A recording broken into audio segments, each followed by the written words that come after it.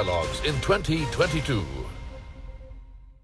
Hello, welcome to Media Dialogues. On the show today, we are talking about the urgent need to protect people from online scammers by creating awareness about digital fraud.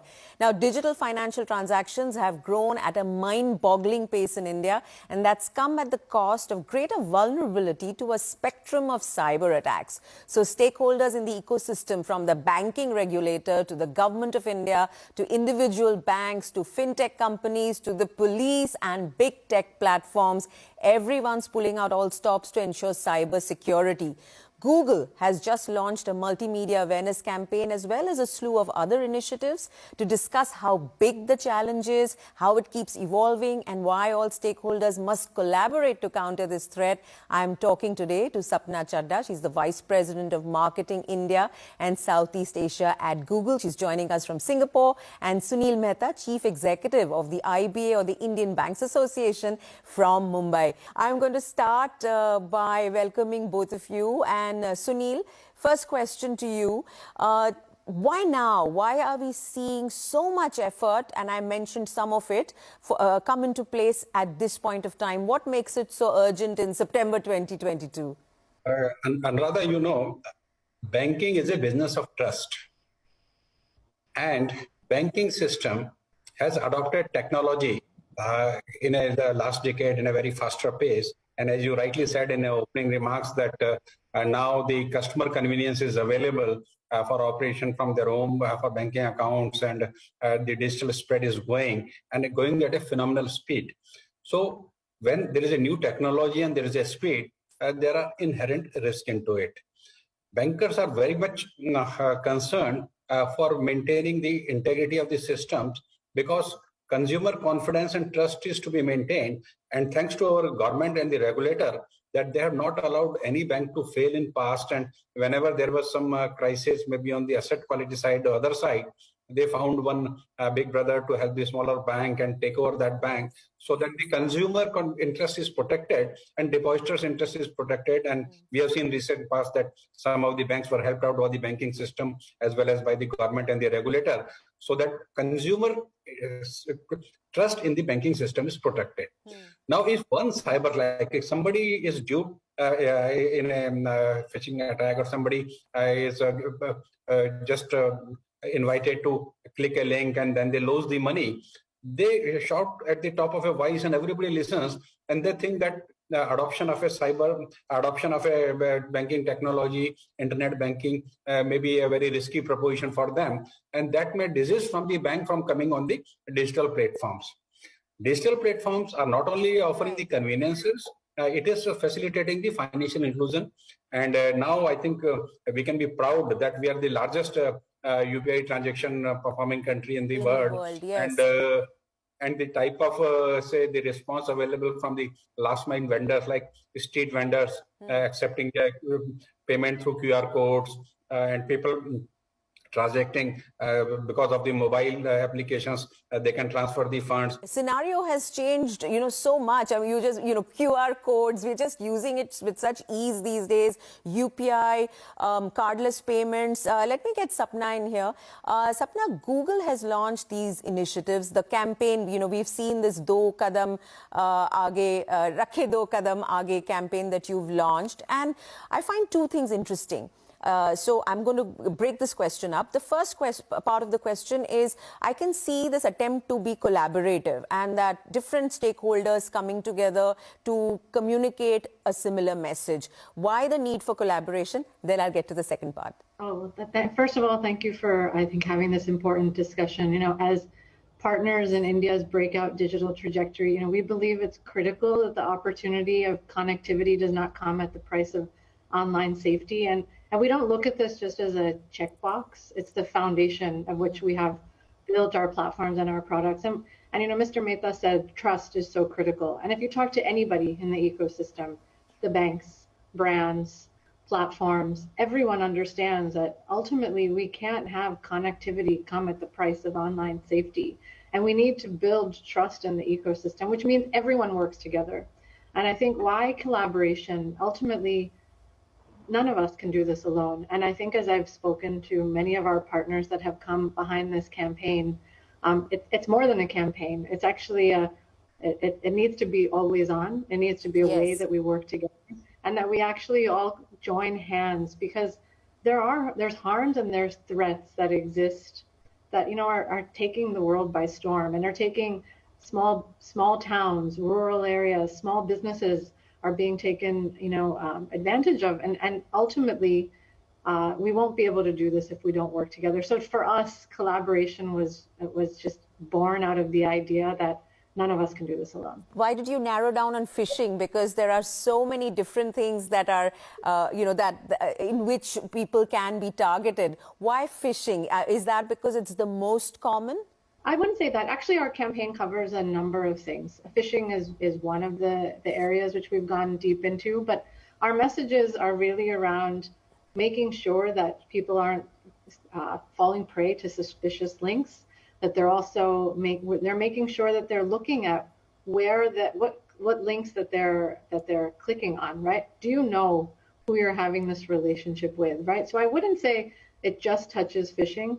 We also have realized that we need to do our part on education, whether it's with children. So part of our campaign is focused on underrepresented groups, those that are most at risk, and educating them. We've also realized, working with developers, this is on the startup community, and developers are also grappling with how to keep their citizens and their customers safe as well. So how we can strengthen the ecosystem on cybersecurity on the whole. So phishing is definitely something that we have seen, you know, and is an area which we need to drive more awareness of.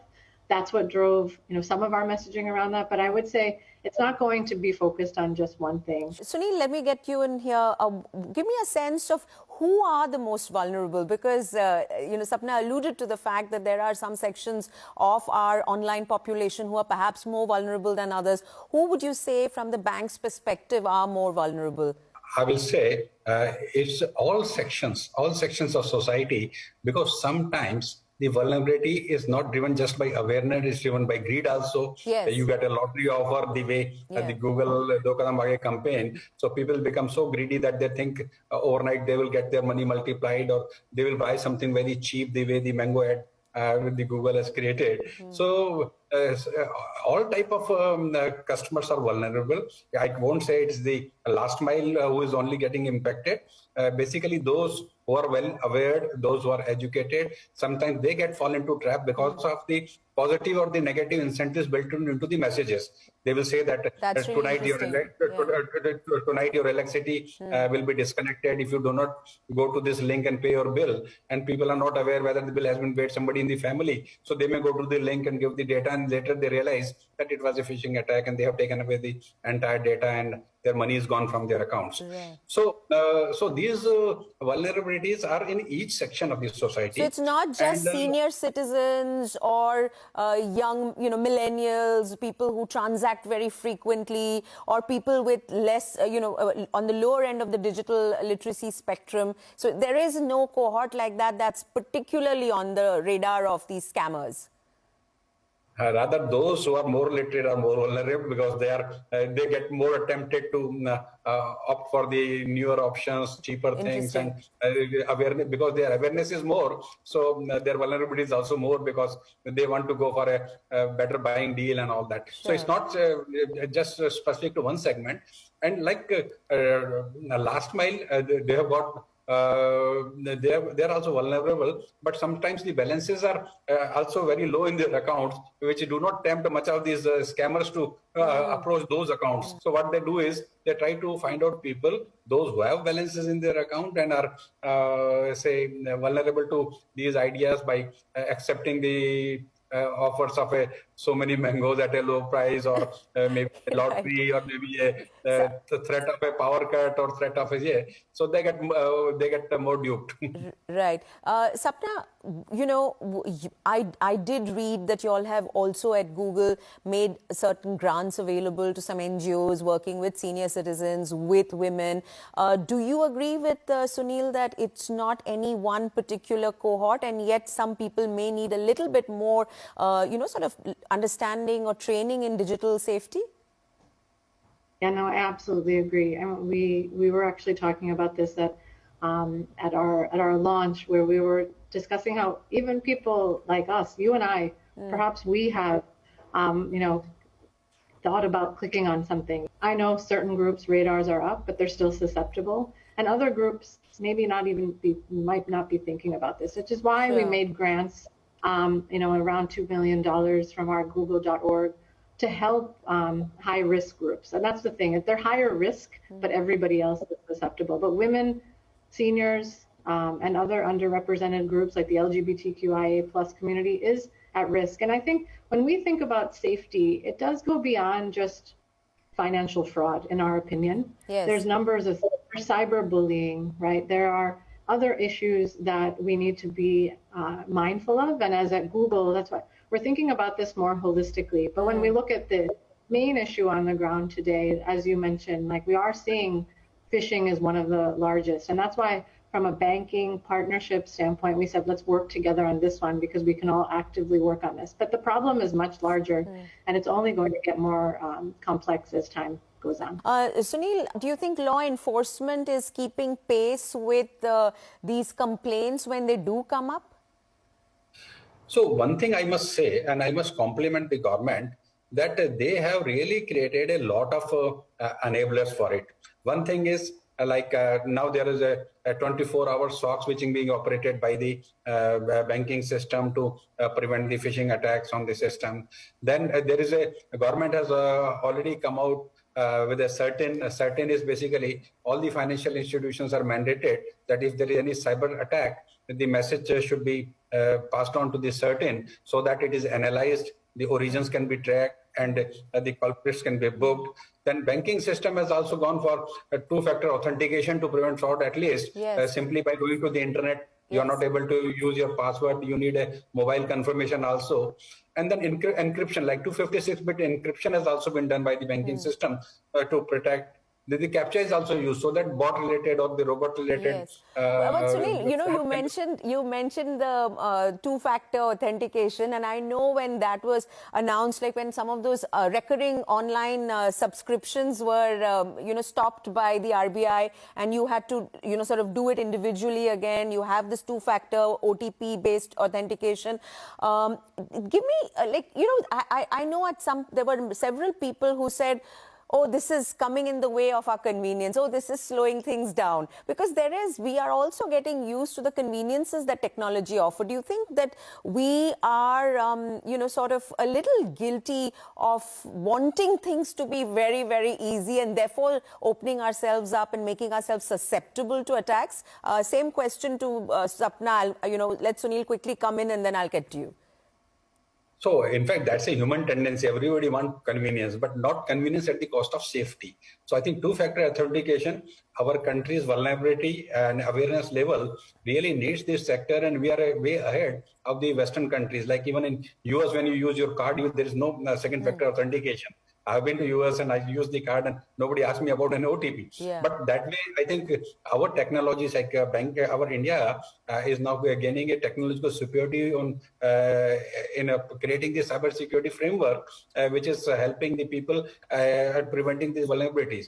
So I can say the system is doing good and all the stakeholders are playing more, but it need to be more because culprits are always a step ahead of the regulators and the those who are trying to protect the systems. Right. Sapna, what do you make of people's reaction to all these layers of security that the financial system tries to put into place, and then the trade-off between being safe and being convenient? I think this is an evolving space. I think when initially some of this new language and new terminology came out and new friction points were met with resistance. But I think we see it in a response from our users when we ask them what they care about. Online safety, protection, these are now coming up more and more just in the last few years where they're asking for more. And so because awareness is going up, I think what we're seeing is there's more openness. So just as an example, the second factor authentication exists on financial services, but even at Google,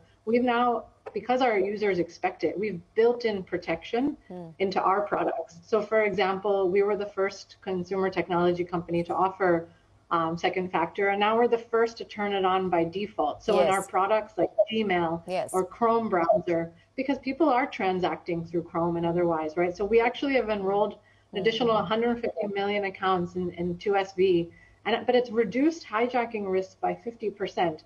And so there's a belief in this now that I see existing, and there's an expectation that users have for built-in protection, and they expect not just the banks, right, or not just the government. They expect companies like Google, and all brands to actually be thinking about how are you keeping these people.